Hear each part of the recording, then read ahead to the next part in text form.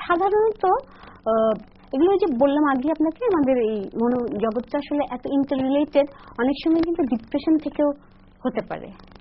আপনার কাছে যে ধরনের আপনারা যে ক্লায়েন্টগুলো যাদেরকে ডিল করেন, এর মধ্যে আপনার কি মনে হয় যে নারী পুরুষের মধ্যে কি খুব তারতম্য আছে, যে এই ধরনের অভ্যাস আছে যাদের?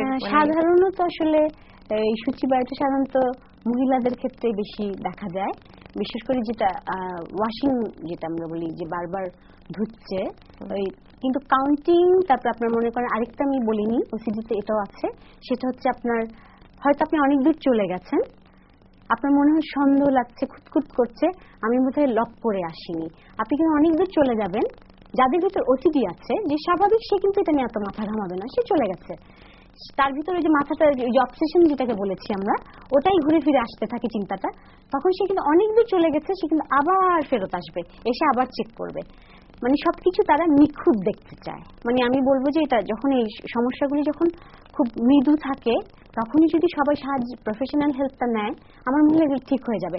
কিন্তু এগুলো যদি আনট্রিটেড থেকে যায়, তাহলে এই সমস্যাগুলো একসময় জটিল ও মারাত্মক আকার ধারণ করতে পারে। তখন কিন্তু মনোচিকিৎসকের কাছে যেতে হবে, যেটা হচ্ছে সাইকিয়াট্রিস্ট। তারা কিন্তু আপনাকে মেডিসিন দেবে, তখন আপনি কি হবেন, মেডিসিনের উপর আপনার ডিপেন্ডেন্সি চলে আসবেন। একটা সময় এই ওষুধগুলোর মারাত্মক সাইড এফেক্ট, যেটা আপনাকে কিন্তু একদমই কর্মক্ষমতা থাকবে না, আপনার সবকিছুই কিন্তু আপনি পিছিয়ে যাবেন। আপনার মানসিক স্বাস্থ্য নিয়ে আপনি যে আলোচনাগুলো করছেন খুব ইন্টারেস্টিং। আমরা একটা বিরতি নিয়ে নিচ্ছি, এরপর ফিরে এসে দর্পণ নিয়ে কথা হবে।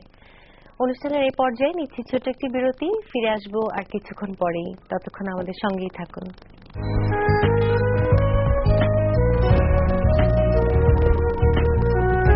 বিরতির পর ফিরে এলাম আবারও পদ্মরাগ নিয়ে। মানসিক স্বাস্থ্য নিয়ে কথা হচ্ছিল জাকিয়া আনাম, যিনি দর্পণের সাধারণ সম্পাদক, তার সঙ্গে। আপা, আমরা ব্রেকে যাওয়ার আগে যেটা শুনছিলাম আপনার কাছে, যে মানুষের মধ্যে বিভিন্ন রকমের মানসিক কিছু অভ্যাস দেখা যায়, যেগুলোকে আপনারা মানসিক মানে অসুস্থতার পর্যায়ে ফেলেন, যেমন সূচিবায়ু নিয়ে কথা হচ্ছিল, কিংবা বারবার গোনা, কিংবা এই ধরনের যেটা আপনি ওসিডি নিয়ে কথা যেটা বলছিলেন।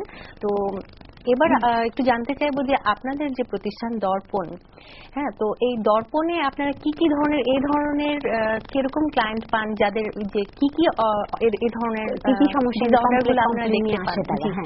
তো এটাকে আমরা বলি আসলে নিউরোটিক। আমরা সাধারণত নিউরোটিকদের সেবা করে থাকি, মানে চিকিৎসা করে থাকি, যেহেতু আমাদের কথার মাধ্যমে। তো আর সাইকিয়াট্রিস্ট যারা, ওনারা করছেন সাইকোটিক পেশেন্ট, ঠিক আছে।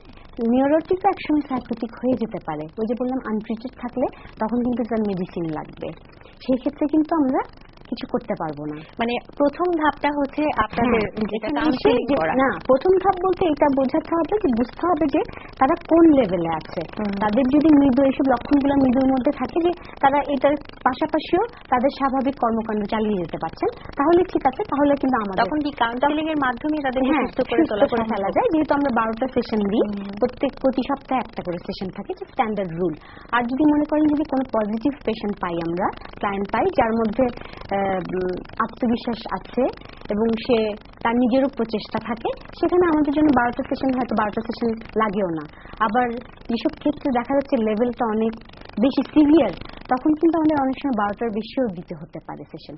তো এটা সাইকিয়াট্রিস্টের কাছে কখন আপনারা রেফার করবো? তখনই যখন দেখবো যে শুধু ইয়েতে কাজ হচ্ছে না, শুধু আপনার কাউন্সেলিং এ কাজ হচ্ছে এনাফ না, তখন আমাদের কিন্তু সাইকিয়াট্রিস্টের শরণাপন্ন হতেই হবে। এবং এটাকে আমরা মাল্টিডিসিপ্লিনারি বলি।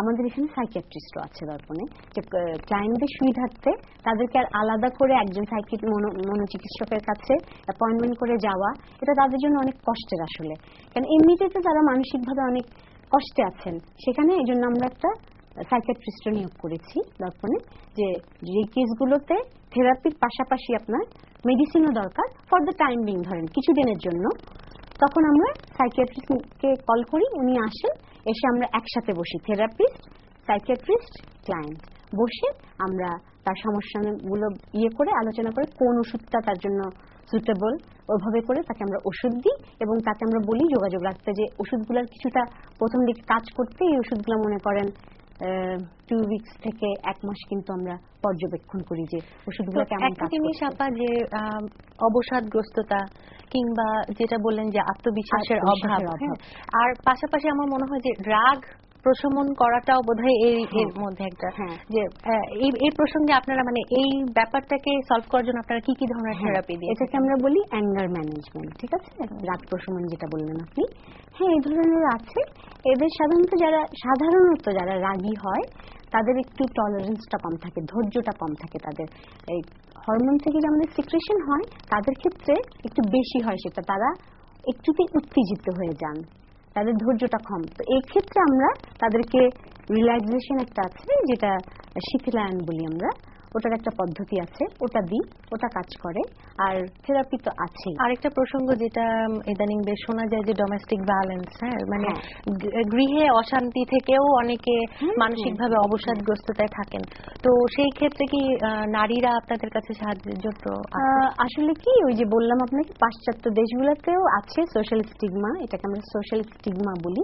আমাদের এখানে তো ভীষণ এটা। তো আপনি যেটা বললেন ডোমেস্টিক ভায়োলেন্স নিয়ে, আমরা এই পর্যন্ত আসলে কেউ আসেনি, কেন এরা এক্সপোজ করতে চায় না, যে সমস্যাটা আমাদের কাছে নিয়ে আসতে চায় না, তারা লজ্জাবোধ করে যে কেউ জেনে গেলে যে আমি ওখানে গেছিলাম, কেন গেছিলে, তুমি কি পাগল। মানে এটা খুবই একটা কমন একটা আমাদের এখানে প্রচলিত আর কি, মনে করেন আমাদের সমাজে। এটাকে আমাদের ভেঙে বের হয়ে আসতে হবে আসলে। আসলে সত্যি কথা, গত বছর বিশ্ব মানসিক স্বাস্থ্য দিবসে যে স্লোগানটা ছিল যে মানসিক অসুস্থ রোগীকে পাগল বলা সামাজিক অপরাধ। পাগল বলে কিছু নেই আসলে। আমরা আসলে ভাবি মানসিক কিছু হলেই আমরা ভাবি আসলে পাগল। এটা আসলে প্রচলিত হয়ে গেছে, স্ট্যাবলিশ হয়ে গেছে, কিন্তু এটাকে আমাদেরকে ভেঙে বেরিয়ে আসতে হবে। মানে সেটা ছোট আকারেই হোক কিংবা বড় আকারেই হোক, এটা মানসিক একটা সমস্যা, এটা শারীরিক সমস্যার মতনই একটা সমস্যা। তো ভবিষ্যৎ পরিকল্পনা কি দর্পণ নিয়ে? ভবিষ্যৎ পরিকল্পনা তো আসলে আমার অনেক আছে, জানি না কতটুকু যেতে পারবো। আপনারা দোয়া করবেন। আমার খুব ইচ্ছা আছে দর্পণের প্রসাদ তো অবশ্যই আমি চাই। অনেকে আমাকে বলেছে যে আপনারা কি ব্রাঞ্চ খুলতে পারেন, প্রত্যন্ত অঞ্চল থেকে অনেক ফোন আসে আমাদের কাছে। তো এই মুহূর্তে তো আমার পক্ষে সম্ভব না সেটা, যেহেতু এই দর্পণটার বয়সই 2 বছর। এটি তো বোধহয় সরকারিভাবে নিবন্ধনকৃত প্রতিষ্ঠান। হ্যাঁ, এটা আমার লাইসেন্স প্রাপ্ত সমাজসেবা অধিদপ্তর থেকে আমি এই নিবন্ধন প্রাপ্ত পত্রটা পেয়েছি। তো কোনো ডোনার কেউ যদি আগ্রহী হন যে আপনার সঙ্গে জয়েন করে বা বাংলাদেশের বিভিন্ন জায়গায় এর ব্রাঞ্চ তৈরি করবে, আপনি কি আগ্রহী? আমি আগ্রহী। আমার একটাই থাকবে, শর্ত থাকবে, সেটা হচ্ছে এটা কোনো ব্যবসা প্রতিষ্ঠান না। কেউ যদি ওভাবে ওই মানসিকতা নিয়ে এগিয়ে আসেন, তার জন্য আমি অবশ্যই তাকে আমি স্বাগতম জানাবো। আপনার কাছে আপনার দর্পণ সম্পর্কে জানলাম এবং মানসিক স্বাস্থ্যের অনেক অজানা দিক ছিল যেটা আপনি আমাদের সঙ্গে শেয়ার করলেন। তো আপনার ব্যস্ত সময়ের মধ্যে থেকে সময় বের করে আমাদের পদ্মরাগে এসেছেন, সেজন্য আপনাকে অনেক অনেক ধন্যবাদ। আপনাদেরকেও ধন্যবাদ যে আপনারা আমাকে এখানে এসে কিছুটা হলেও সচেতনতা, আমি জানি না কতটুকু পেরেছি, যেহেতু এটার পরিধি অনেক ব্যাপক, বিশাল। তো আমি যতটুকু পেরেছি বলেছি। এটা দিয়ে যদি আপনারা আমাকে সেই সুযোগটা দিয়েছেন, সেজন্য আপনাদেরকেও ধন্যবাদ। এতক্ষণ আমরা কথা বললাম দর্পণের সাধারণ সম্পাদক জাকিয়া আনামের সঙ্গে। তার কাছে শুনলাম মানসিক স্বাস্থ্যের বিভিন্ন দিকের কথা। আগামী অনুষ্ঠান দেখার আমন্ত্রণ জানিয়ে শেষ করব আজকের পদ্মরাগ। সবাই ভালো থাকুন, সুস্থ থাকুন।